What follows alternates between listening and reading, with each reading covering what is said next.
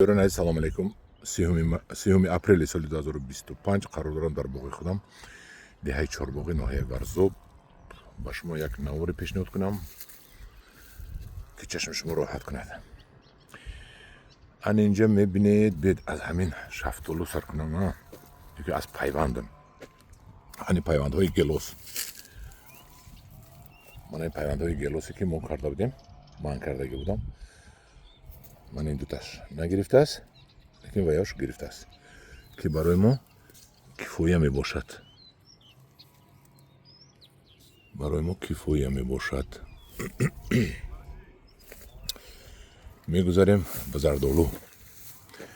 зардолу қадраш 1.5 метр 2 метр, лекин бениҳоят зардолу хуб бастааст. мана бинед, ҳама зардолуҳои бениҳоят хуб бастагӣ. худо хоҳад баъд аз имрӯз чангборон шудагӣ, баъд аз чангбориш мо ҳатман ба ин дору мезанем. мегузарем шафтолуи нектарин. иное ки ман нишон метиҳам, ино модарӣ мешавад. дар оянда ман аз инҳо баъд пайванд карда ниҳод ба фурӯш мебурорам. ино нектарин.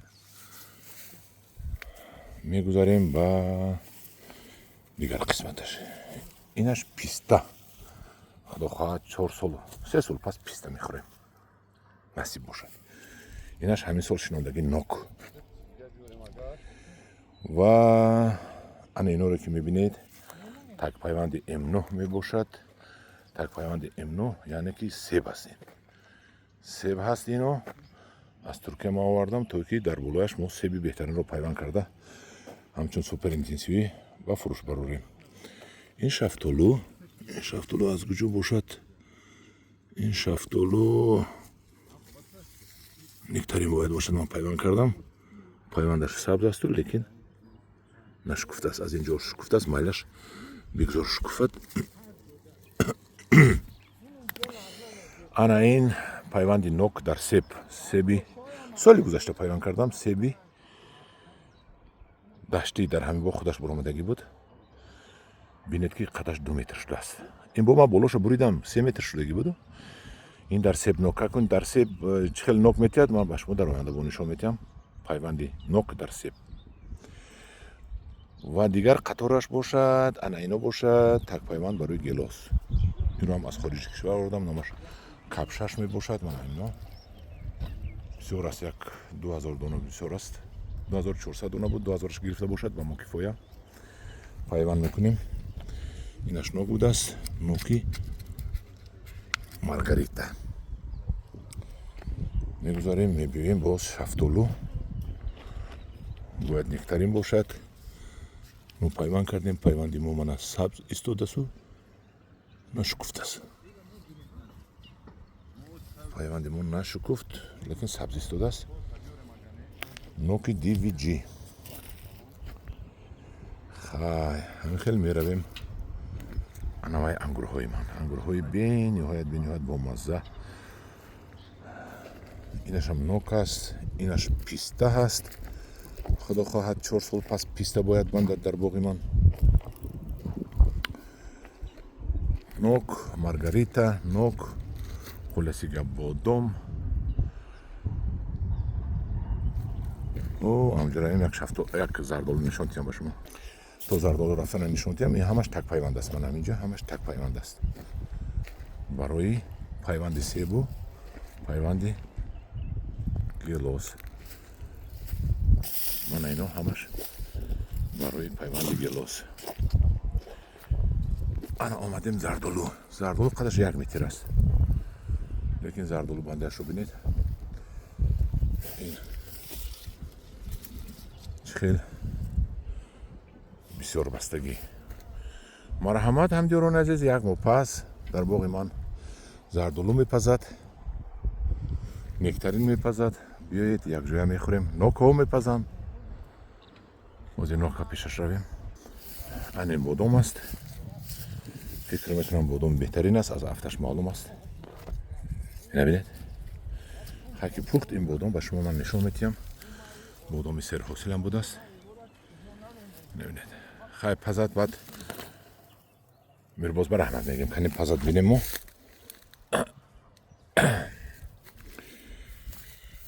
میبینیم پیش نوک ها میرویم. نوک ها این شفتالویی که همین سال شینوندم بهترین شفتالو هست.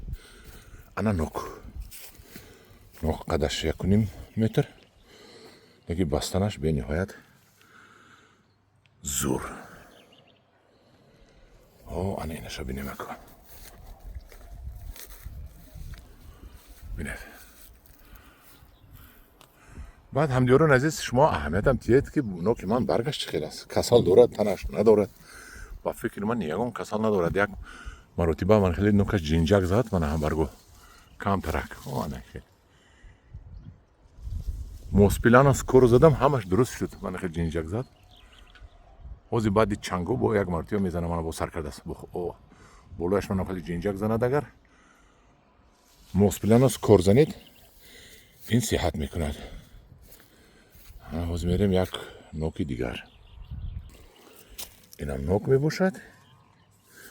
خدا خواهد یک پس این نوک ها از خودشون درک میتیم که چگونه نوک میباشند.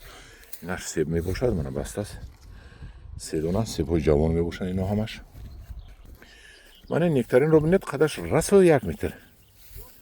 رسو 1 متر لیکن چنون بسته است که یک حادثه.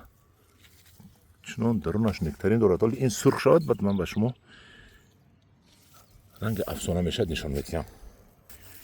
این سیبی زرد بود بگمونم.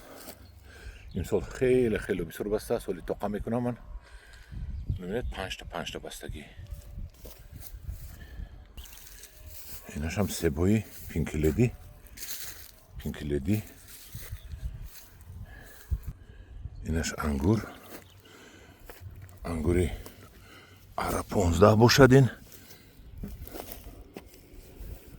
و میبینیم گلوس ها امسال نبستن. خدا خواهد سال دیگه میبندن. من ولی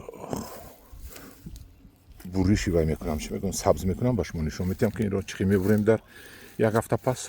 من همین گلوس رو یک هفته پس با میبرم. ما اومدیم پیشی نوکی که در گلخور پیوند کرده شدگی بود. من نیمش رو کنده پرتستم. چنون بستگی بود که نبینید. چنون بستگی بود که یک عجایبات بود. من اینجا هر روز میگم پویا میزنم. فراموش میکنم که یک تا ارماتور زنم همینجا و آهنو یک تا ستون زده بندم چون که این بی‌بقا است. من اونجا با تور زدگی بردنی بودم. این پیسته هست. همین سال اوج زور کردن. سالی گذشته شنودگی بودم. این سیب رو بینید چه بستگی. ولی این سیب رو انم درونش رو من کم میکنم. هرچند که یک سیبی جوان است. خواهی همدیوران عزیز من نوکو نشان دادم به شما. نوک رو بینید. یک نوک قدش 1.5 متر. چه خیلی نوک بسته است. من هم این نوک رو بینید. من همین پیسه رو دیدید. همین سال 2 وجب قد میکند کمش ده. خدا خواهد این نوک رو بینید. این نوک کسال بودن ما دورو زدیم. کسال نیست شد. انا با دورو میزنیم بعدی درست. من هم درون همین پوری حشرات بود. من همین دوروی ما رو بینید سبزش میتوبده و داخل بینید. انا دوروی ما کار کرد. نوک ها رو ما نجات میدیم.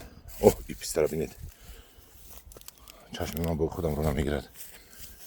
کلان شده است. من هم خیلی نوکزارها خیلی 3-4 دیگه نوک هست. هم دیاران عزیز من هم خیلی انگورهای بهترین داریم. خدا خواهد امسال ما نگاه بین کنیم. کارگر پسرم هست. با شما از نتیجهش نشون میدم. مرحمت مهمونی بید بگوی من. بعد از یک ماه میوه میپزد. بیاید یک جایه میخوریم و پوینده انگورهای بهترین. همدیوران عزیز در پناه خدا باشد. با یکم کس معقول شدگی باشد. این نوار از باغ من میتوند یکم سخن گوید. لایک موند پدپیست کند. یک ماه پس همجا آب زده استادیم. آب براید. اگر این باغ من بهشتی همین زمان میشود. در پناه خدا باشید.